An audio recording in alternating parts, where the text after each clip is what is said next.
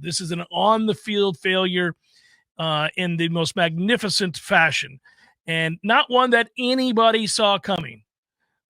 You could have doubted this team was going to be a 8-win team. You could have even said, even the most extreme amongst you might have said, I don't know, man, that's a lot to lose. Maybe they're 6-6, 7-5. Perhaps some of you really believe that. That's fine. Nobody would have seen 1-7. And now amidst 1-7, you're left to ask the depressing questions that come with that kind of failure. And that is, can you recover? What does it take financially? What does it take from a reputational standpoint? What does it take for Mike himself to recover from this, if it is even possible? And most of us certainly would be of the mindset that it will be sweeping changes that can help him resurrect his image and his career. And I say image, I'm just talking about purely coaching. I'm not talking about the man or character or anything like that. This is not personal. It is a 1-7 season. He has failed miserably. We are having a proper discussion based on those parameters. And I don't know. It's the first time that I've said here that I'm just not getting a good sense that he can get back from this. I don't feel like he can. I hope to be wrong. And I'm beginning to wonder now what the path is and how do you discuss it? How do you get into that? How do you talk about what there is left to do, even in this, I guess, bitter remaining moments of the season? Like, where do you go with this? Where does this discussion take you? Probably to the OC, probably to the DC, probably to the assistants, probably to people who may be available who can really recruit.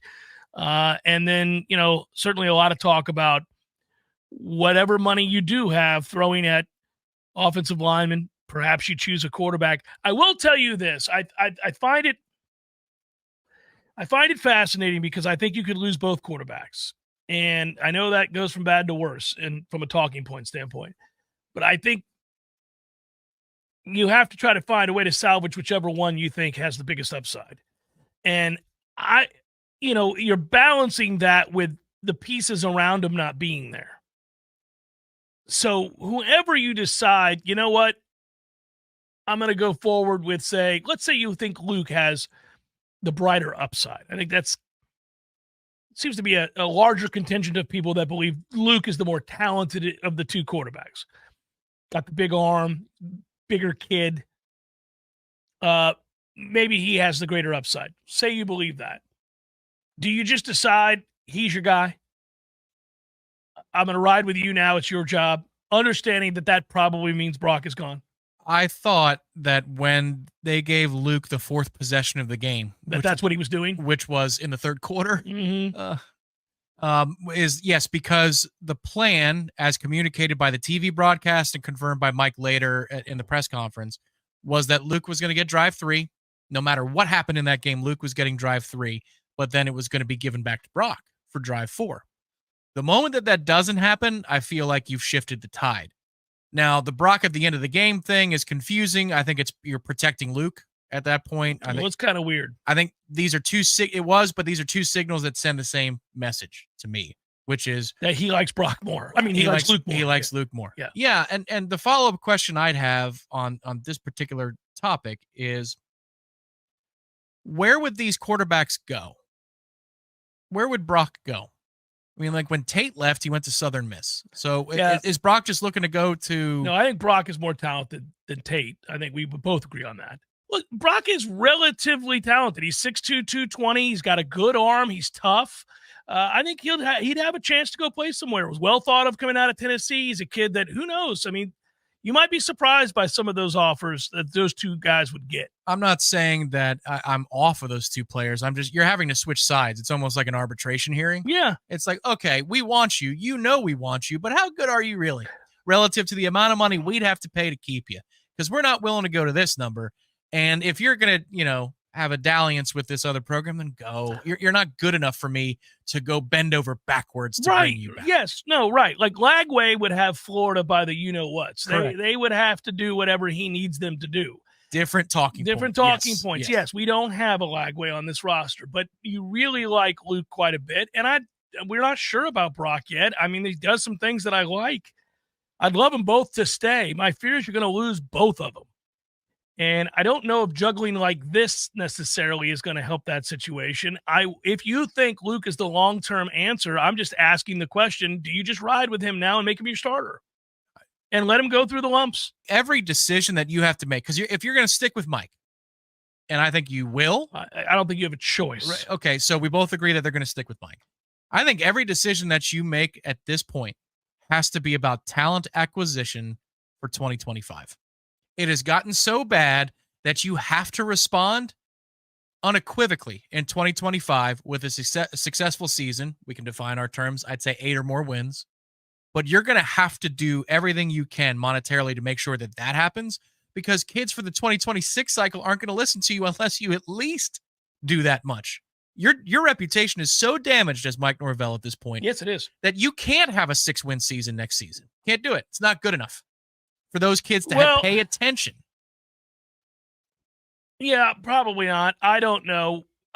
If you win 2 games this year and you won, it's like you're starting like he first got here, which is maddening for us to have to talk about. But can you do that on the trail when you've already been somewhere for 6 years? If you've got a staff full of recruiters and they can sell it, you might be able to do enough to salvage your time here. I don't know. I mean, with 7 wins or something like that, you might.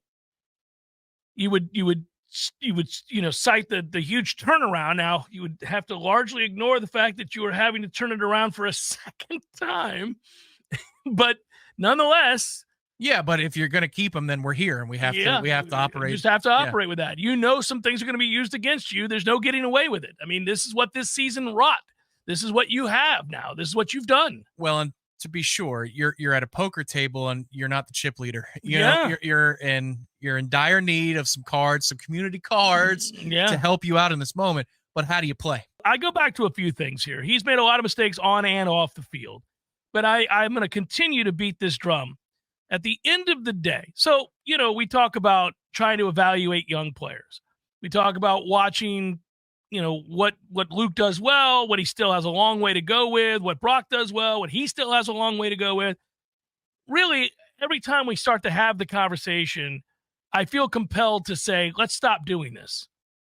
Because as I said all of last week and the week before, and I said on the pregame show about going into this game against Miami, just watch the 2 offensive lines, ours and theirs. Go look at the difference between our offensive line and their offensive line, in particular in the run game. And they ran up and down the field on us. They struggled to protect Ward some in this game, and that's a testament to our defensive line that can make plays. I thought that's the second week in a row, by the way, that you've gotten a good performance on the interior of the defensive line, in particular from Darrell Jackson. Darrell's been good. Yeah. It only took 3.5 years, but he's been good. Maybe he'll come back.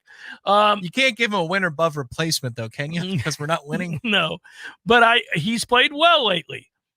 I guess I'd go back to this, though, and tell you, Tom, that their offensive line lines up and lets you know they're going to run the ball in obvious situations and converts. 3rd and 3, 3rd and 4, I'm going to run the ball with Martin. You're not going to tackle him. Well, you're not going to align properly. That's frustrating. It's another reason why that change is probably going to be made as well. But you can see the difference in what's possible. If you can just block in the run game, it changes everything about who you are. That is that's the way to feel better in the circumstance if you're looking for hope.